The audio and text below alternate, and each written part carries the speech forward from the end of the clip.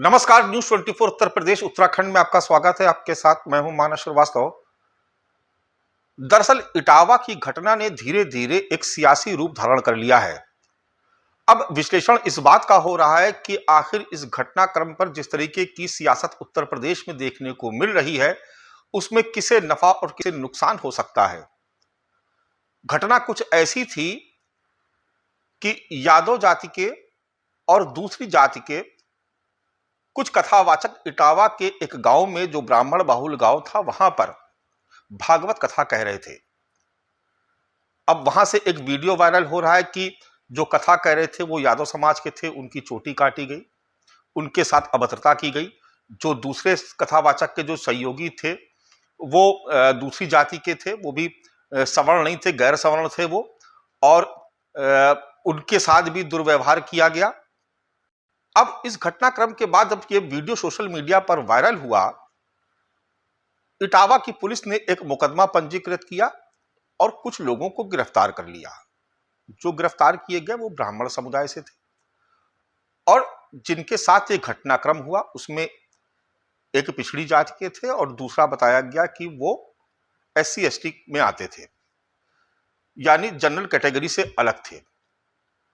इस घटनाक्रम के तत्काल बाद समाजवादी पार्टी के मुखिया अखिलेश यादव ने एक ट्वीट करके विरोध जताया और उसके बाद एक प्रेस कॉन्फ्रेंस लखनऊ में की जाती है, जिसमें जिनके साथ उत्पीड़न हुआ वो लोग वहां पर बैठा ले गए, उनको वहां पर सम्मानित किया गया, उनको कुछ पैसे दिए गए और समाजवादी पार्टी के मुखिया पूर्व मुख्यमंत्री अखिलेश यादव ने इस पर विरोध जाहिर किया और कहा कि यह घटना बेहद शर्मनाक है और भारतीय जनता पार्टी की सरकार PDA की विरोधी है। अगर ये शख्स अगर यादव जाति के ना होते, पिछड़ी जाति से ना होते, तो शायद इनके साथ इस तरीके का दुर्व्यवहार ना होता। निश्चित तौर पर जो घटनाक्रम हुआ वो अपने आप में एक ऐसा घटनाक्रम था जिसको कतई उचित नहीं कहा जा सकता, लेकिन उसके बाद इस पर जो सियासत जिस तरीके से हो रही है, अब उसमें सियासी गलियारों में ये चर्चा हो रही है कि आखिर ऐसा क्यों हो रहा है। अखिलेश यादव कह रहे हैं कि PDA परिवार को चोट पहुंचाने के लिए भारतीय जनता पार्टी इस तरीके के काम कर रही है और दूसरी तरफ भारतीय जनता पार्टी से जुड़े जो तमाम नेता हैं वो आक्रामक हो गए। अब आकलन यह किया जा रहा है कि पिछड़ा दलित अल्पसंख्यक यानी PDA परिवार को जिसको लेकर के अखिलेश यादव आक्रामक हुए, उससे ब्राह्मण समुदाय में नाराजगी पैदा हुई। ब्राह्मण महासभा से जुड़े हुए लोग कल जिन लोगों के खिलाफ कार्रवाई हुई कानूनी, उनके परिवार वालों से मिले, बाकायदा एक प्रेस कॉन्फ्रेंस की, उसके बाद एक महिला को लेकर के पहुंचकर कहा कि कथावाचकों ने महिला से अभद्रता की थी। ब्राह्मण समाज अब इस मामले में बेहद मुखर हो रहा है।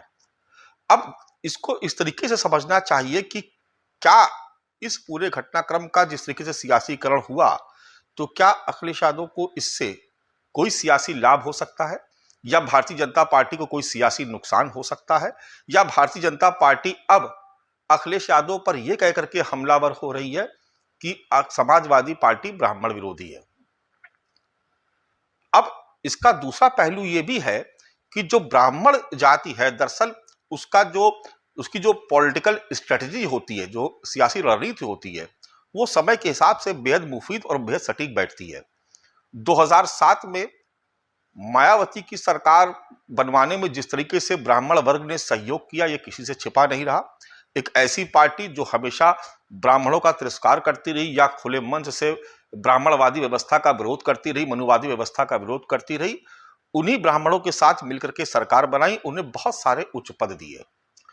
ब्राह्मणों का राजनीति में एक आकर्षण पैदा हुआ और समाजवादी पार्टी ने उस वक्त इसको लपका और 2012 आने से पहले पहले समाजवादी पार्टी ने ब्राह्मणों को अपने साथ लिया और ब्राह्मणों के साथ मिलकर के पूर्ण बहुमत की सरकार बनाई। उस वक्त तमाम ब्राह्मण नेता समाजवादी पार्टी के मंच पर नजर आते थे, लेकिन जब PDA का कार्ड 2024 में से पहले ही अखिलेश यादव ने जब आगे किया,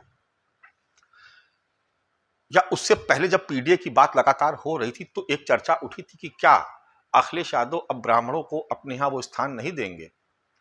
समाजवादी पार्टी ने बेहद कद्दावर नेता, ब्राह्मण समाज के बड़े नेता माता प्रसाद पांडे को नेता प्रतिपक्ष घोषित कर दिया। ये माना गया कि अखिलेश यादव का ये मास्टर स्ट्रोक था और ब्राह्मण वर्ग को जोड़ने में इसमें बड़ी कामयाबी मिलेगी। माता प्रसाद पांडे सियासत में बहुत बड़ा नाम है।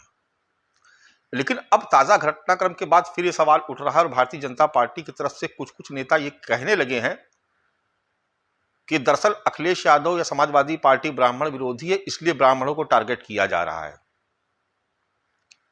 तो यानी सियासत के केंद्र में एक बार फिर ब्राह्मण वर्ग नजर आने लगा है।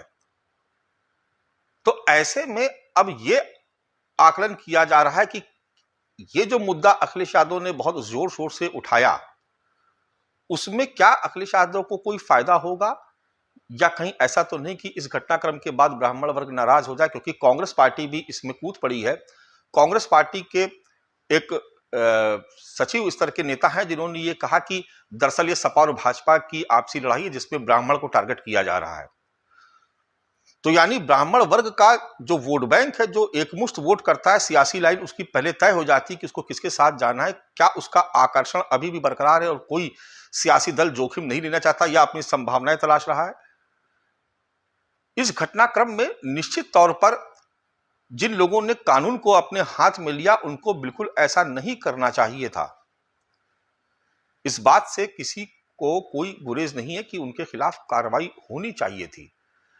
लेकिन जो इसका बाद में जिस तरीके से इसका सियासी तौर पर अब तमाम सियासी दल इस्तेमाल करने लगे हैं, उसमें इस बात की संभावना हो रही क्या 2027 से पहले उत्तर प्रदेश में जो जातिगत राजनीति है क्या वो और तेज होने जा रही है और फिर इसकी धुरी क्या होगी?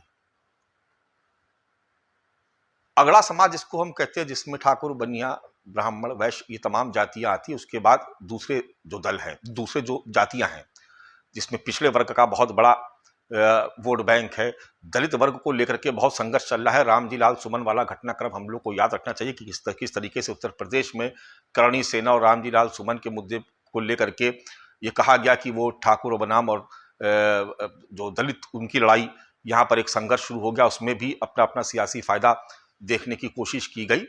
लेकिन अब ये ताजा मुद्दा है। तो अब सवाल ये है कि क्या उत्तर प्रदेश में 2027 को लेकर के समाजवादी पार्टी और भारतीय जनता पार्टी के बीच क्या एक बार फिर से जातिगत राजनीति को लेकर एक बड़ा संघर्ष होने जा रहा है? सभी की निगाहें इस पर टिकी हुई है। किसका नफा होगा, किसका नुकसान, ये तो आम जनता तय करेगी। लेकिन इस तरीके के मुद्दे निश्चित तौर पर मतदाताओं को प्रभावित करते हैं या यूं कहा जाए कि प्रभावित करने की कोशिश की जाती है। नमस्कार।